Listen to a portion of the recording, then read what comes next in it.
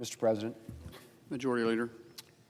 Mr. President, anybody who knows me well knows that I say this a lot, and that is that agriculture is the lifeblood of South Dakota and the lifeblood of our country.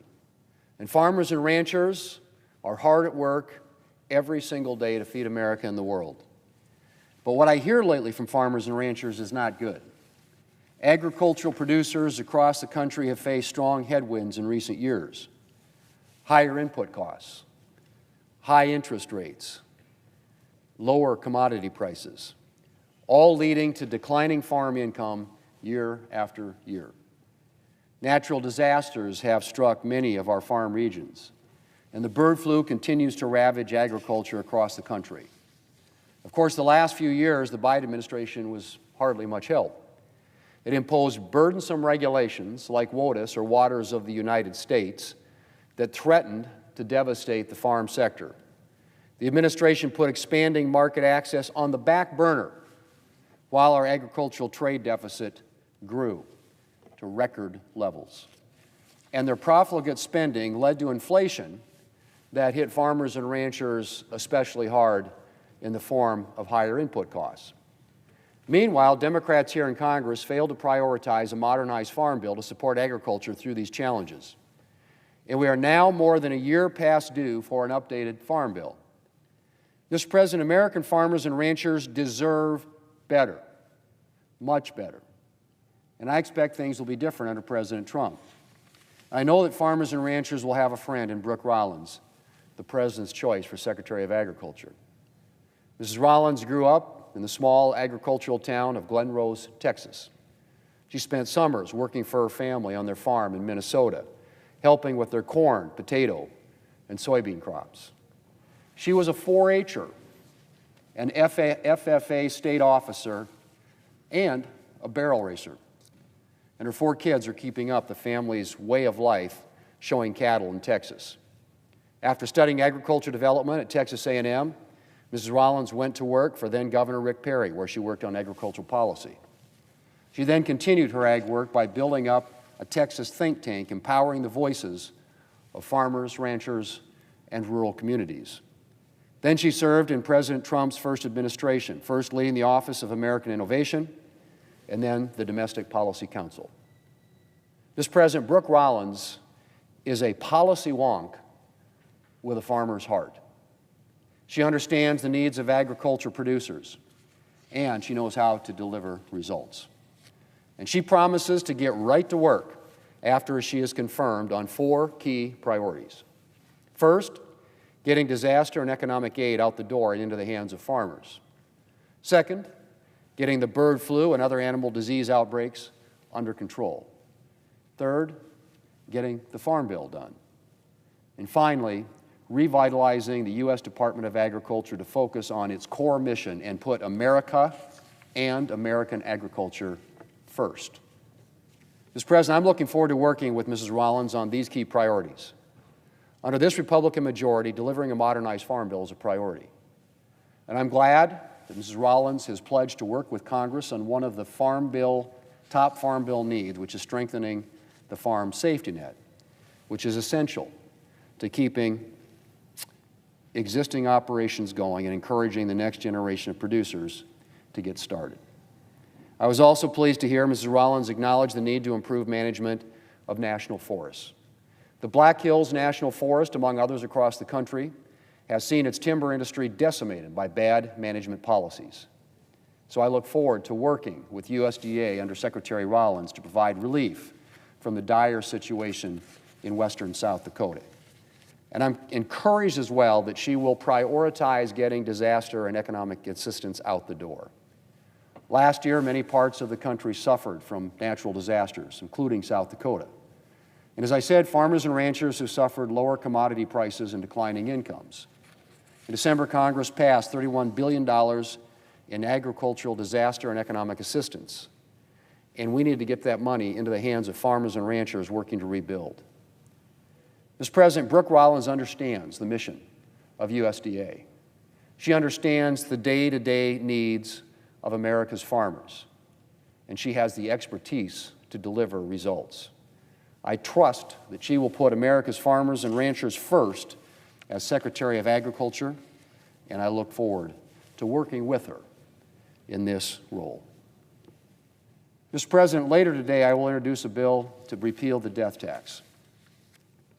As I mentioned, as a resident of a rural state filled with family farms and ranches, I have made death tax repeal a priority for a long time. And I was proud to help secure a doubling of the death tax exemption in the 2017 Tax Cuts and Jobs Act. This doubled exemption has provided certainty to a lot of farms and ranches and small businesses over the past 7 years. But the expanded exemption is expiring at the end of this year. And it's my hope that we will not merely extend this exemption, but that we will get rid of this fundamentally flawed tax once and for all. Mr. President, the death tax is fundamentally flawed both in theory and in practice. There should be a limit to how many times the government can tax you. The money you leave at your death has already been taxed by the government at least once, which makes the death tax double taxation. And the government isn't even profiting all that much from this double taxation. That's right, the death tax accounts for a teeny tiny fraction of government revenue.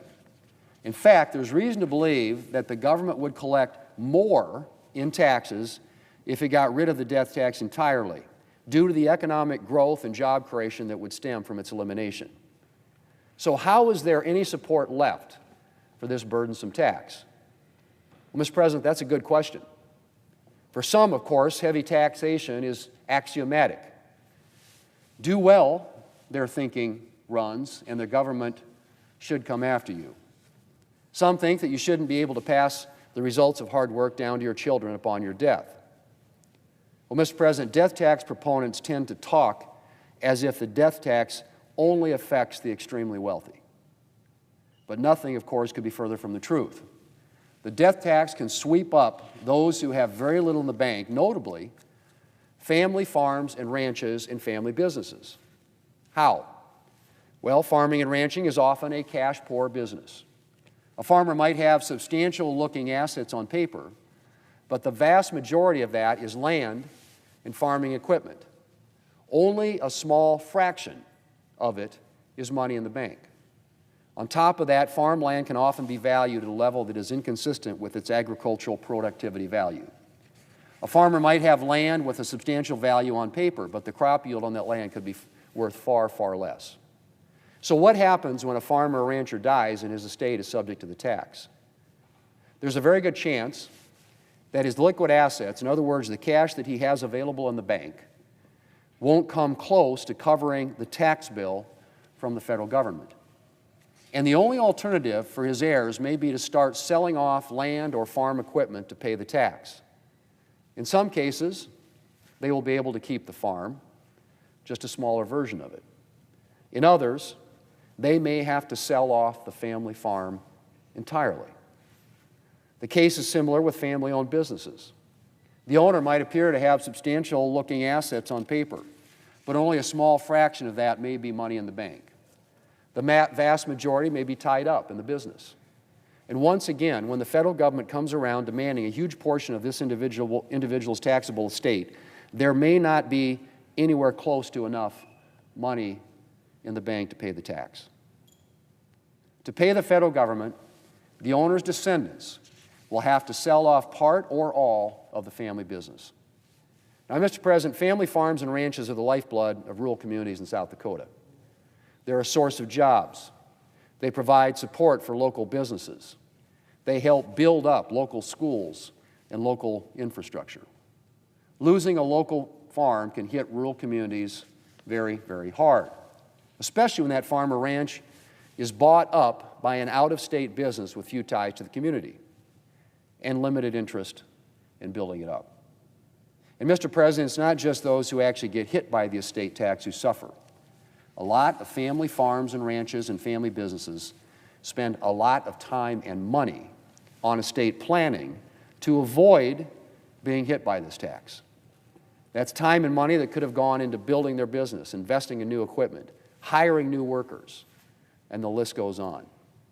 Some set aside capital to prepare for the death tax, capital that, again, could go into building up the farm or ranch or hiring new workers for the family business.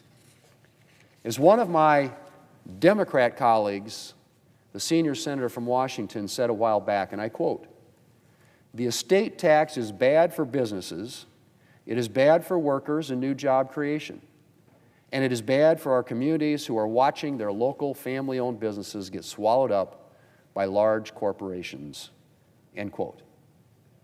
Well, Mr. President, as I said, we protected a lot more family farms and family businesses by doubling the death tax exemption in the Tax Cuts and Jobs Act back in 2017. But we didn't protect them all. And those we did protect will lose those protections at the end of this year. It is time to end this punishing and burdensome tax once and for all. I want to thank my Republican colleagues who have joined me in sponsoring this legislation. And Mr. President, I hope that 2025 will be the year that we permanently bid farewell to the death tax. Mr. President, I yield the floor, and I suggest the absence of a quorum. Clerk will call the roll. It is also